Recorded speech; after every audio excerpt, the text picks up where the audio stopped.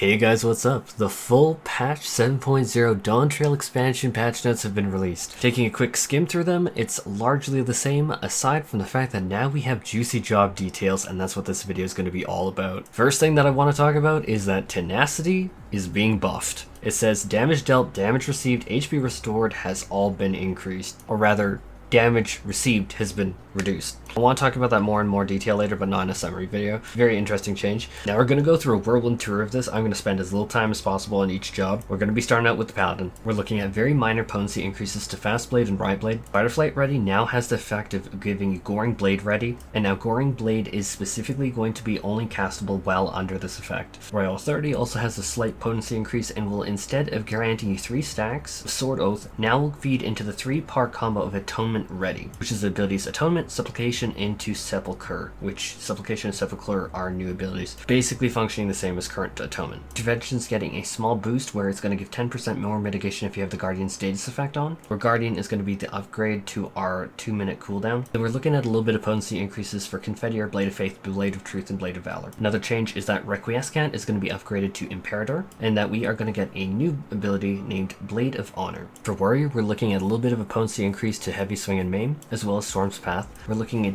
a decrease in damage from Mithril Tempest and Steel Cyclone. Storm's Eye, which is their single target other path that they can go, is a little bit of a buff. Valkyrie's getting a little bit of a damage boost, and it requires the beast gauge to now be at 50 or greater in order to cast Inner Chaos. Shake It Off now removes the new ability Damnation, but Damnation's just our 2-minute cooldown, so kind of the same thing as before. Inner Release has a teeny bit of a rework where if you land 3 Felled Cleaves, you're going to get what is going to be called Burgeoning Fury. When you hit those 3 stacks, you become Wrathful, and then Inner Release becomes Primal Wrath, which is one of our new abilities. Chaotic Cyclone is also getting its AoE damage reduced, so AoE damage from Warrior is a little bit lower. Inner Chaos has an animation rework, and Primal Rend now has the ability Primal Ruination. That's just a follow-up after it. For Dark Knight, we're looking at a little bit of potency increase to Hard Slash, Siphon Strike. We're looking at Soul Eater as well getting a buff. Stalwart Soul is also getting a buff. Blood Spiller and Quietus, all is just having their damage increased. Unmend now just impacts the recast time of Shadow Strides. Shadow Stride is replacing Plunge and is just a damageless plunge. Blood Weapon becomes Delirium. Delirium basically is just old Delirium plus Blood Weapon, and instead of 5 stacks that you spam over and over again, it's 3. Salted Earth has been separated from its follow-up action, Salted Darkness. Shadow Vigil is going to be the update to the 2-minute cooldown. Scarred Delirium. Comeuppance,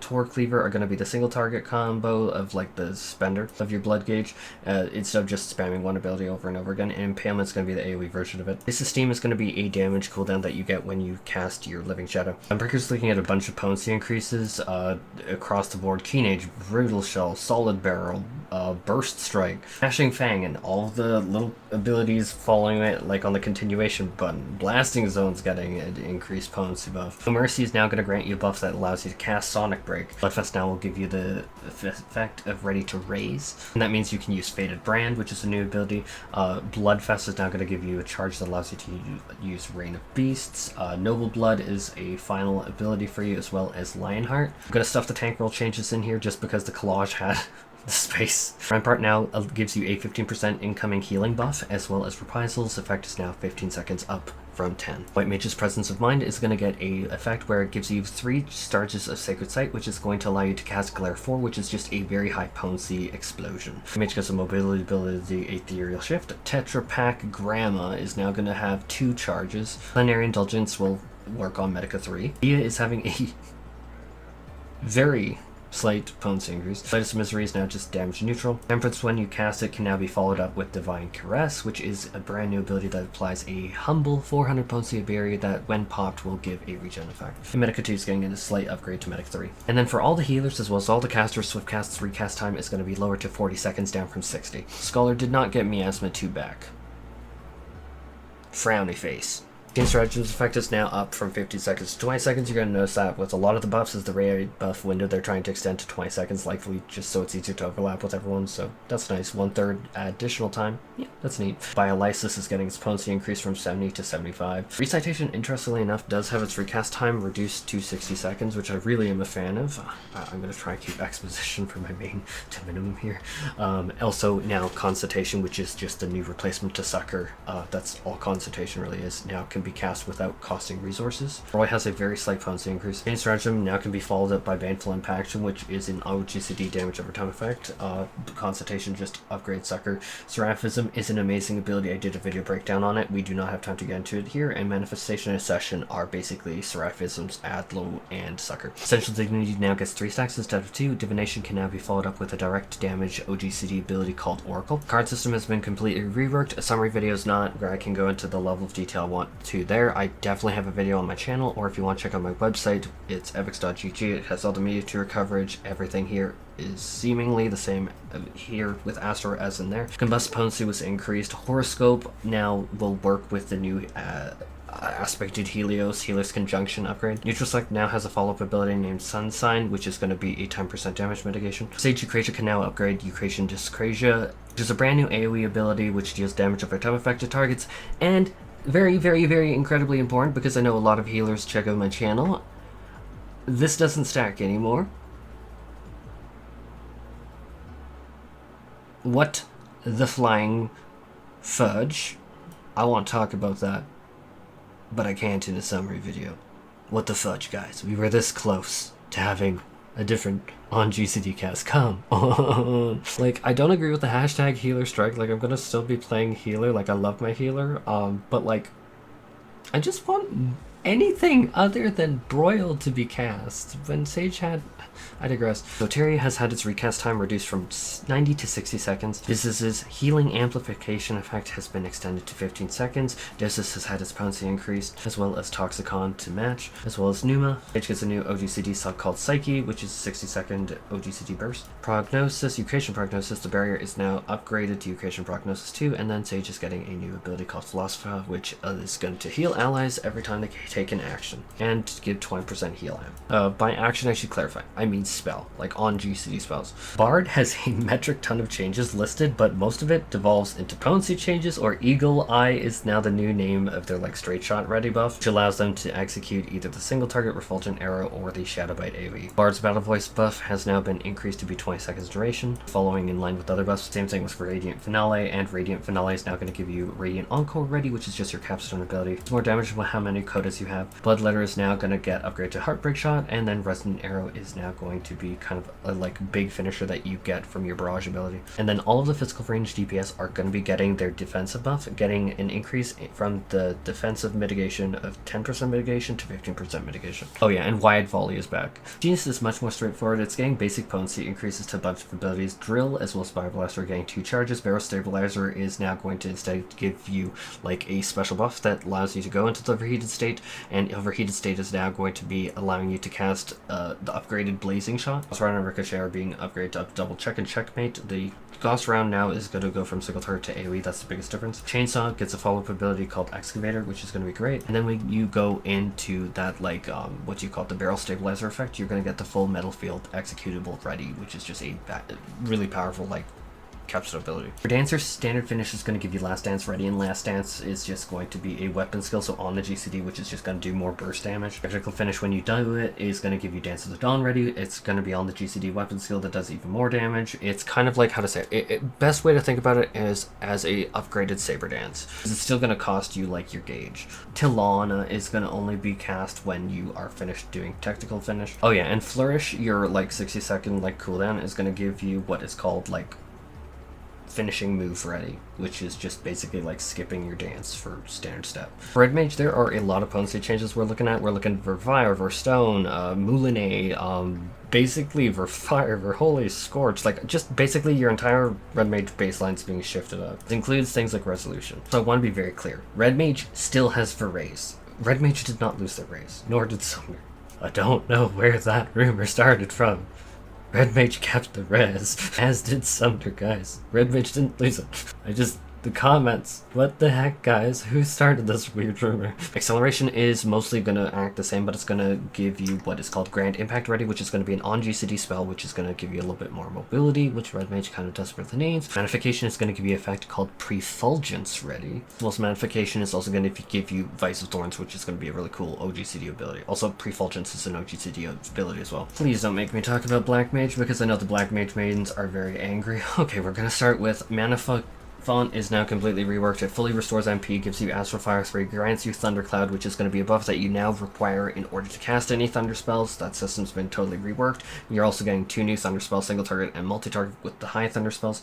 It's also going to, Mana Font is going to also grant you 3 Umbral Hearts, and it's also going to grant you Paradox. The only thing it's not doing is it's not walking your dog. Flare is now going to give you 3 of these Astral Fire stacks. Paradox has had a little bit of a rework. It's going to all be instant cast, and then for the fire bonus is it's going to refresh the fire, and it's going to also give you 4% chance to get Fire Starter, which is going to allow you to cast another fire spell. Black Mage can move their ley lines with retraceability, and then Flare Star is just the potency of it's a little bit higher than it was during the media tour. I'm noticing that off the bat, but basically it's a reward for casting like 6 Fire Force. Plus all casters, Addle is now going to be up to 15 seconds duration, up from 10, and then Swift Cast is also for all the casters going to be lowered from 60 to 4 seconds. For Summoner, there's a lot of changes on the webpage.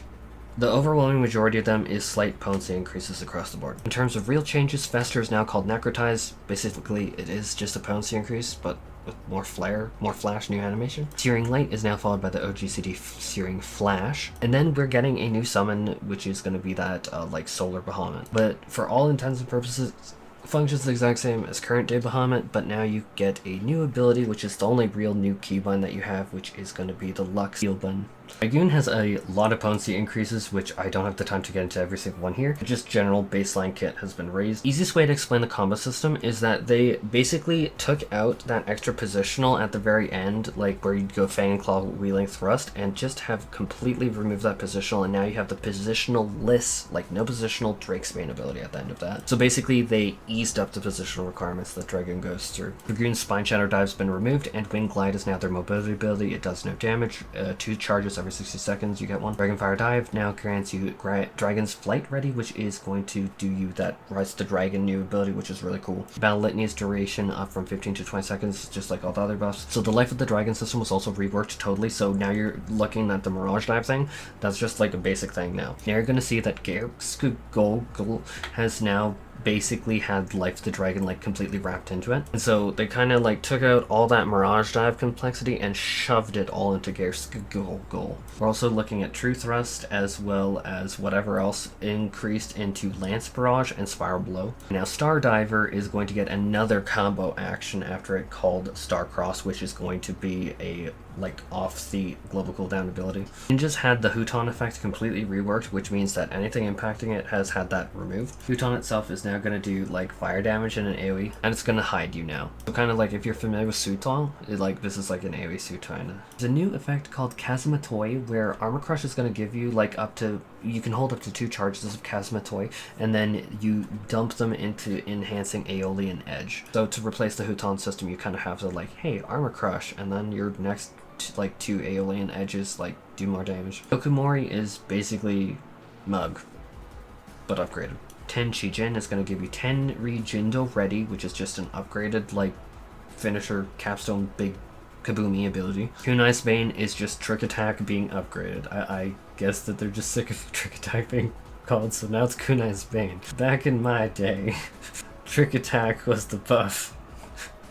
Shoot, is that really going to fall out of the lexicon? So we're getting upgrades to Frog, as well as the single target buff at Kakra. For Samurai, we're looking at potency increases across the board. We're also looking at the combo action for Jinpu and Shifu being changed to Gyofu. Ayajutsu is now going to have the Tendo abilities, which are new abilities, which you can see on the right of my like collage. They just hit really hard. That's probably the easiest way to put it. They just hit really, really hard. How you get that Tendo buff to execute these new Tendo actions is through the Meikyo Sushi ability, which is also going to give you the effect of Tsubemi Geishi Ready, where Tsubemi Geishi has now been changed from a 60-second cooldown to now be reliant on this ability. The new Hisatsu Guren and Hisatsu Seine abilities have been reduced from 2-minute cooldowns to 60 seconds. Third Eye's being upgraded a little bit with the new Tengetsu ability. It has kind of like a little baby Excog effect on it. And then the 2-minute cooldown Iki Shoten now gives you Zanshin Ready. Kind of similar to the other abilities that are new, it just hits really hard.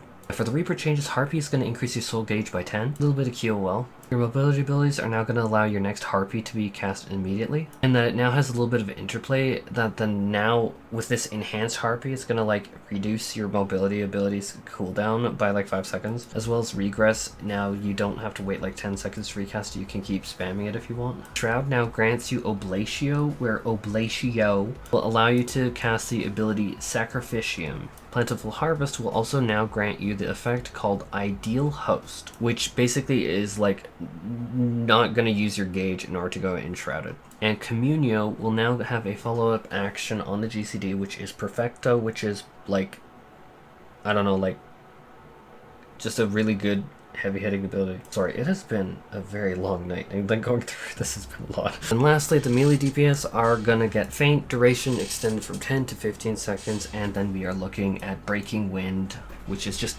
across even range DPS. I should have mentioned Breaking Wind getting a 800 potency healing buff, and so yeah, hopefully we're gonna see more people cast Breaking Wind. Anyhow, I am tired. I am dealing with so much awful, horrible, sad stuff in real life, and so I'm gonna just end the video here. Take care, everyone, and I hope you're excited for Dawntrail. I actually am. God, life's really been kicking me.